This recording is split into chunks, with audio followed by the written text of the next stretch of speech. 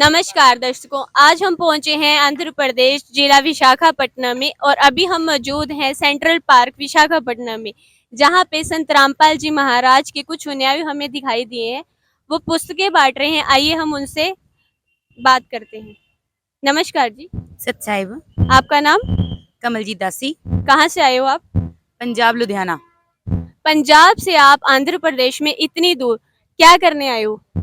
जी, संत रामपाल जी महाराज का प्रचार, उनका ज्ञान जो है इतना पवित्र है कि हर घर में पहुंचाने का उनका उद्देश्य है संत रामपाल जी महाराज का, तो वो ही प्रचार करने हम यहाँ आए हैं। तो मैंने तो सुना है कि संत रामपाल जी महाराज के बहुत सारे विरोधी हैं, तो इसके बारे में आप क्या कहना चाहेंगे?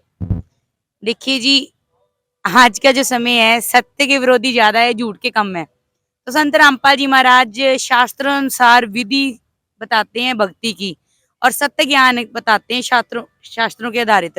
वो पखंडवाद है, जो आडंबर है, उनको बंद करवा रहे हैं। तो जो नकली है धर्म के ठेकेदार, उनकी दुकानें जो चल रही हैं इस आडंबर से, उनको लग रहा है डर, तो उनका विरोध करवाते हैं।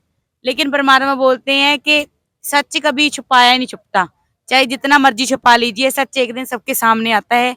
और इसी चीज का एक गवाह है, अभी आपने शायद न्यूज में देखा होगा, संत रामपाल जी महाराज को सम्मानित किया गया है। संत रामपाल जी महाराज को कौन कौन से पुरस्कार के द्वारा सम्मानित किया गया है?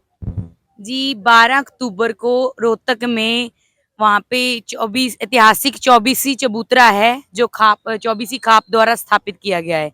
तो वहां पर संत रामपाल जी महाराज को मानव रक्षक अवार्ड, मतलब कि एक उन्होंने मानव रक्षक सम्मान के तौर पर उनको सम्मानित किया है, क्योंकि उन्होंने 250 से ज्यादा गांव जो हरियाणा के थे बाढ़ में डूब गए थे, जहां सरकार या कोई अन्य एनजीओ जो होते हैं वो नहीं पहुंच पाए। तो संत रामपाल जी महाराज द्वारा वहां पर उनको बचाया गया। बाढ़ पीड़ितों को जितनी भी जरूरत थी उनकी, चाहे वो पानी निकालने के लिए था, चाहे अन्नपूर्णा मुहिम के तहत उनको राशन चाहिए था, चाहे कुछ भी चाहिए था, वो सब कुछ दिया गया है। और उसके लिए उनको सम्मान किया गया। भी ऐसे संत को भी जो इतनी अच्छी विचारधारा रखते हैं, उनको हम सबके बीच होना चाहिए, उनका ज्ञान घर घर जाना चाहिए।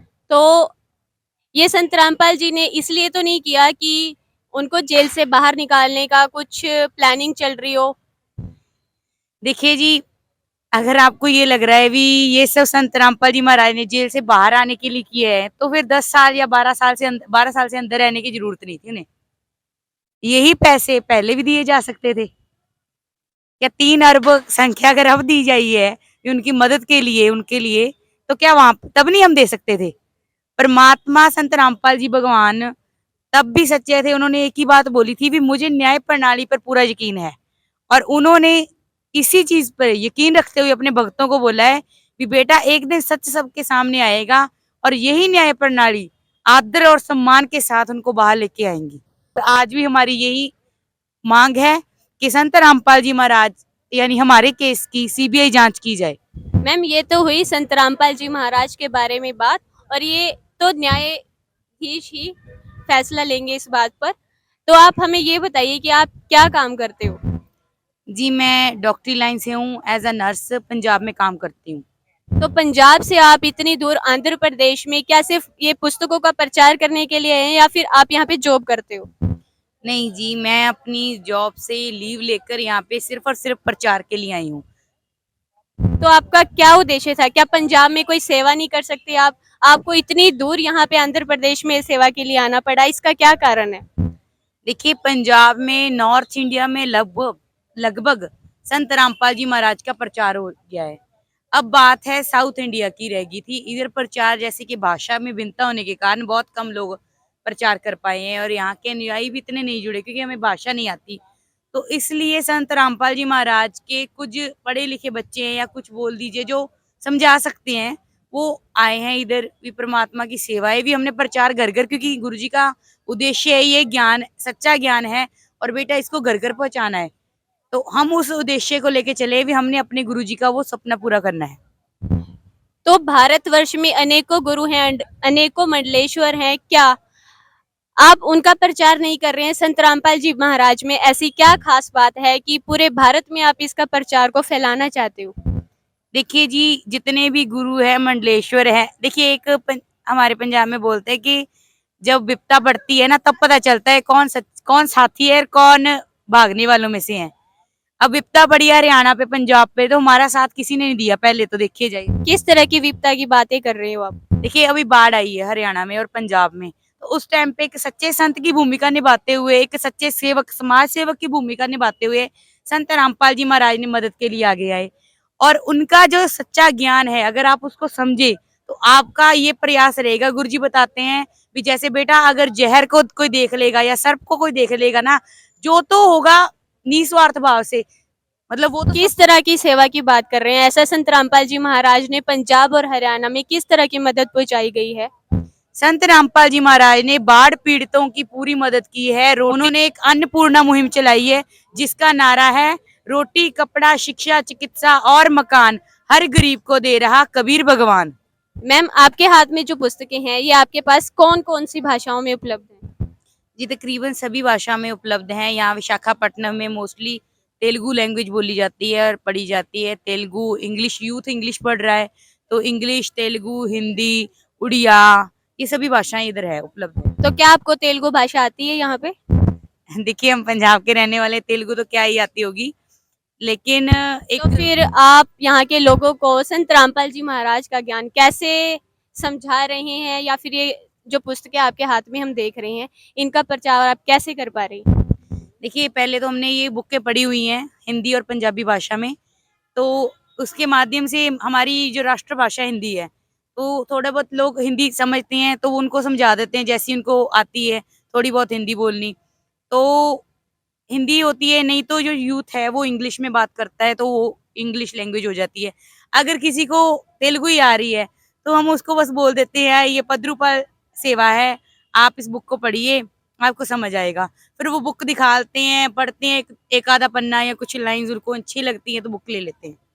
तो यहाँ पे किस तरह की आपको प्रॉब्लम्स आ रही हैं और किस तरह का लोगों का भाव यहाँ पे आपको देखने को मिल रहा है भक्ति के प्रति?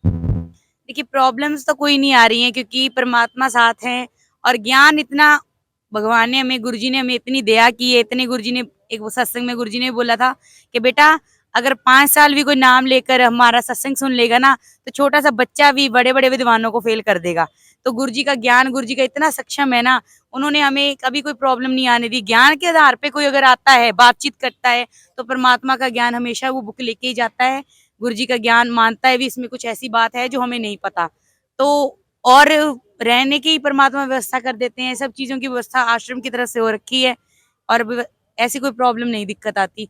हाँ कुछ लोग विरोधी है जो नहीं समझते, जो एकता को लेके शायद नहीं चाहते भी पूरा भारतवर्ष एक हो या पूरा विश्व एक हो, तो वो लोग विरोध करते हैं। चलो उनका कर लेते हैं, नतमस्तक हो जाते हैं वहां पे बस।